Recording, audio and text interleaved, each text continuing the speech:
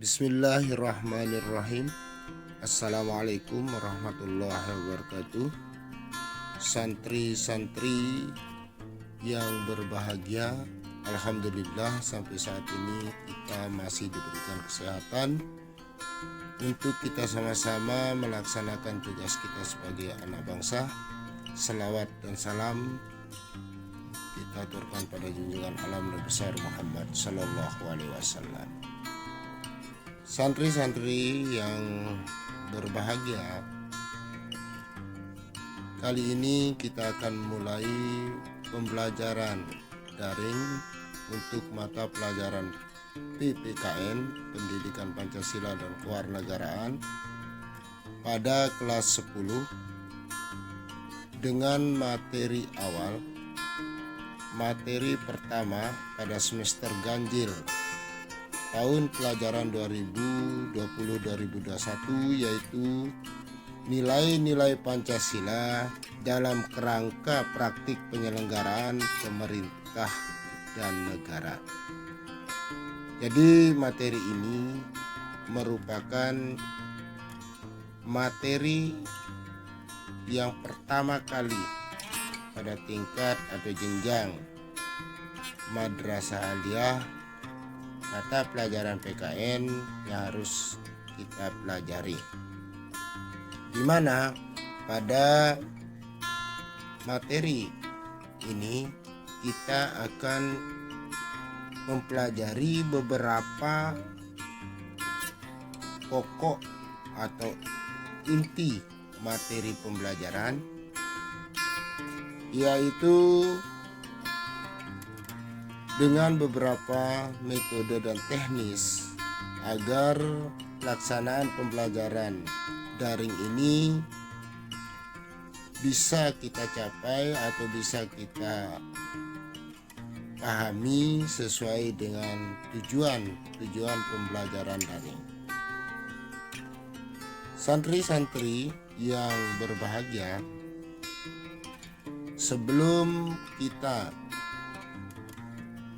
membahas lebih jauh tentang materi ini, terlebih dahulu mari kita lihat peta konsep dari materi ini, di mana peta konsep ini akan memberikan kita gambaran tentang materi yang selanjutnya akan kita pelajari. Peta konsep tentang nilai-nilai Pancasila dalam kerangka praktik penyelenggaraan pemerintah dan negara di sini mencakup secara global isi daripada atau materi inti daripada pembelajaran ini, di mana dalam kita mempelajari nilai-nilai Pancasila dalam kerangka praktik penyelenggaraan pemerintah dan negara, ada inti materi pembelajaran, yaitu antara lain yang pertama, sistem pembagian kekuasaan negara Republik Indonesia. Yang kedua, kedudukan dan fungsi kementerian dan lembaga pemerintah non-kementerian. Kemudian yang ketiga, nilai-nilai Pancasila dalam penyelenggaraan pemerintahan.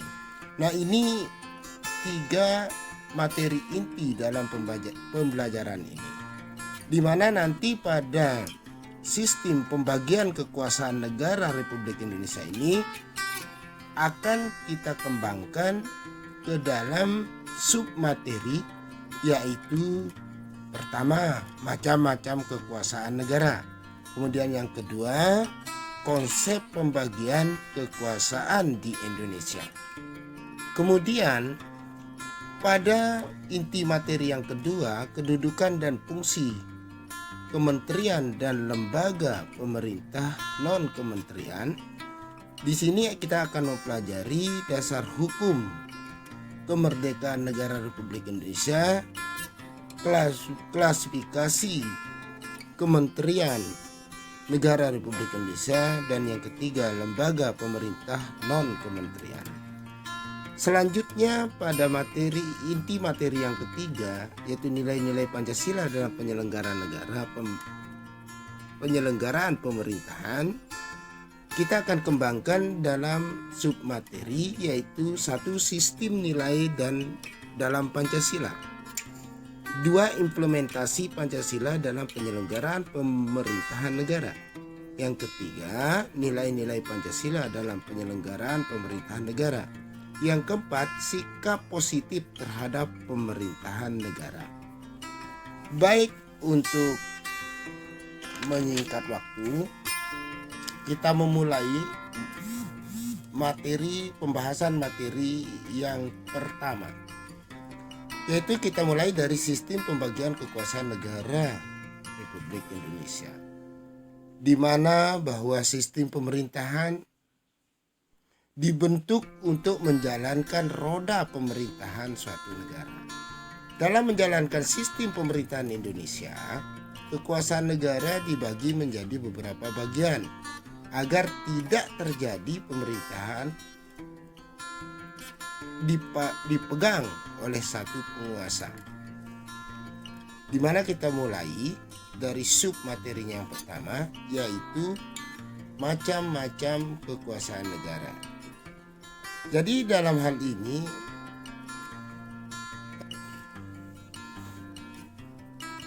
pembagian kekuasaan negara itu telah disampaikan oleh beberapa ahli, yang kita ambil di sini 3 ahli saja, ya, yang memberikan pembagian kekuasaan menurut pandangan masing-masing ahli, di mana seperti John Locke, Montesquieu, dan Immanuel Kant itu memberikan pembagian kekuasaan negara itu berdasarkan sudut pandang mereka, di mana bahwa pada umumnya pembagian kekuasaan terdiri dari kekuasaan legislatif, kekuasaan eksekutif, dan kekuasaan yudikatif, di mana pada dasarnya fungsi daripada ketiga kekuasaan tersebut berbeda-beda sesuai dengan tuntutan suatu negara untuk mencapai kelangsungan kehidupan bernegara yang aman, lancar, dan terkendali. Di mana pada umumnya kekuasaan legislatif itu adalah kekuasaan dalam menyusun atau membuat peraturan perundang-undangan. Kemudian kekuasaan eksekutif itu merupakan pelaksana daripada undang-undang. Dan yang yudikatif merupakan kekuasaan untuk mengadili. Jadi pada umumnya ketiga ahli ini memberikan pembagian kekuasaan yang hampir memberikan pengertian yang sama. Kemudian yang kedua, di sini setelah kita melihat macam-macam kekuasaan negara, kita akan melihat kembali konsep pembagian kekuasaan di Indonesia.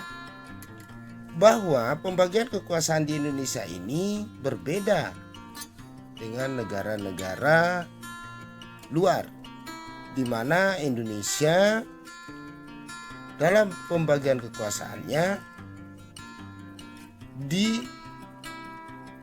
disesuaikan dengan kebutuhan negara Indonesia sendiri, di mana yang pertama adanya konsep pemisahan kekuasaan.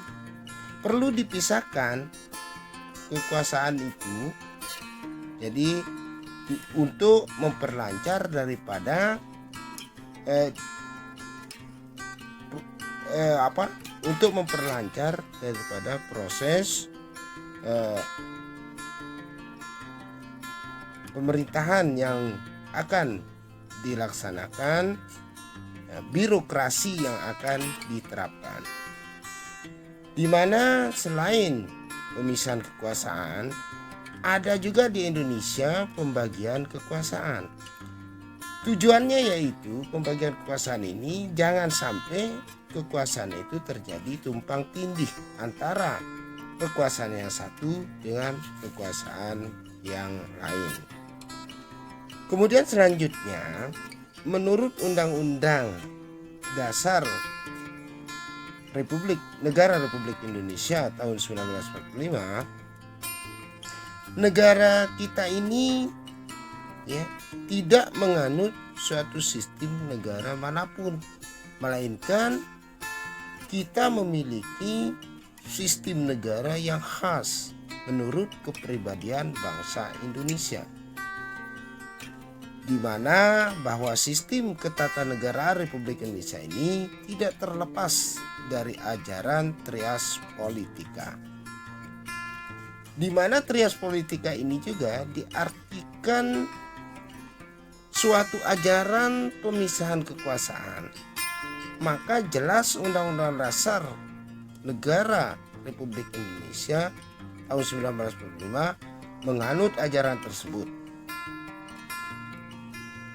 Mekanisme pembagian kekuasaan di Indonesia ini diatur sepenuhnya dalam Undang-Undang Dasar Negara Republik Indonesia tahun 1945. Kita lihat pembagian kekuasaan di Indonesia ini terdiri dari dua pembagian kekuasaan, yaitu pembagian kekuasaan secara horizontal dan pembagian kekuasaan secara vertikal, di mana pada umumnya arti dari pembagian kekuasaan secara horizontal itu adalah pembagian kekuasaan menurut perbedaan fungsi daripada lembaga-lembaga tertentu, yaitu legislatif, eksekutif, dan yudikatif.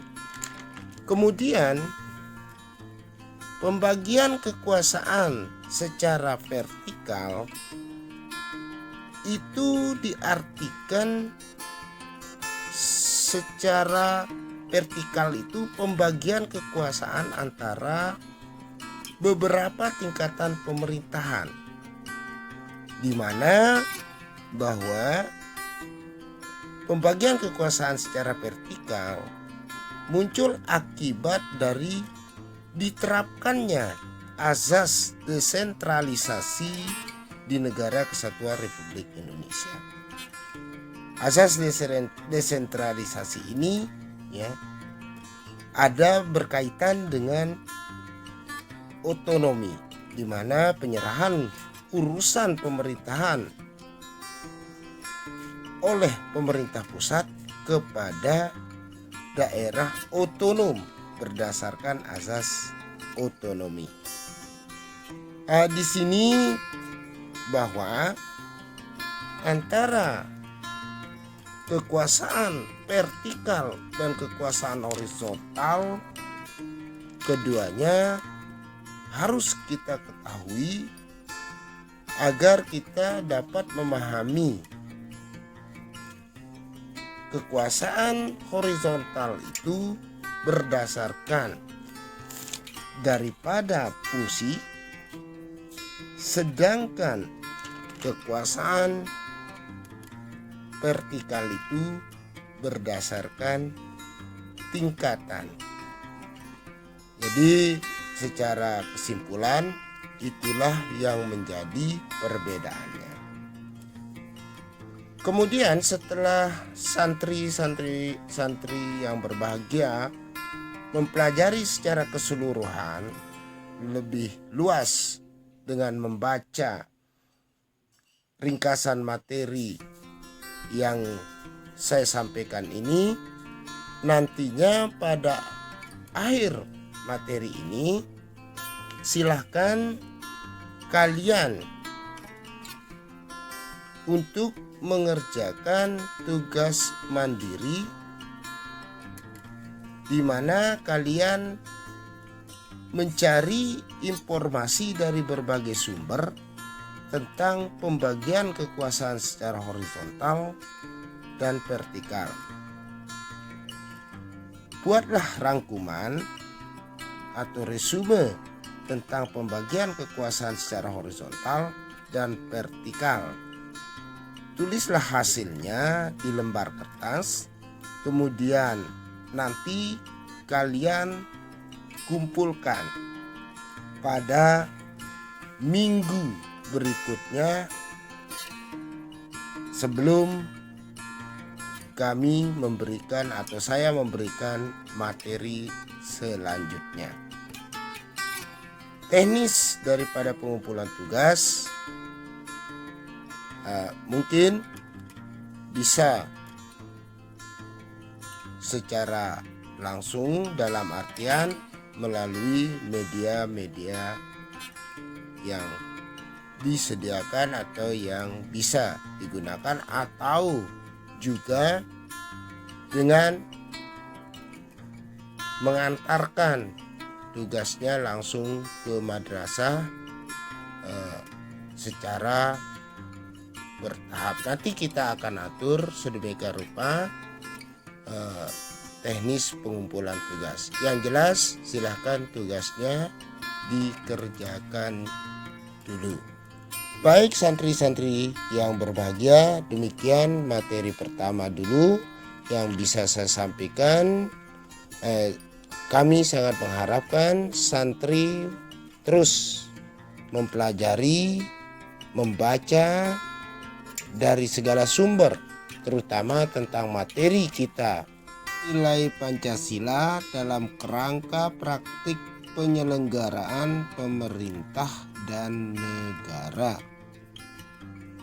Demikian, wallahul muwaffiq ila sabilir rasyad. Wassalamualaikum warahmatullahi wabarakatuh.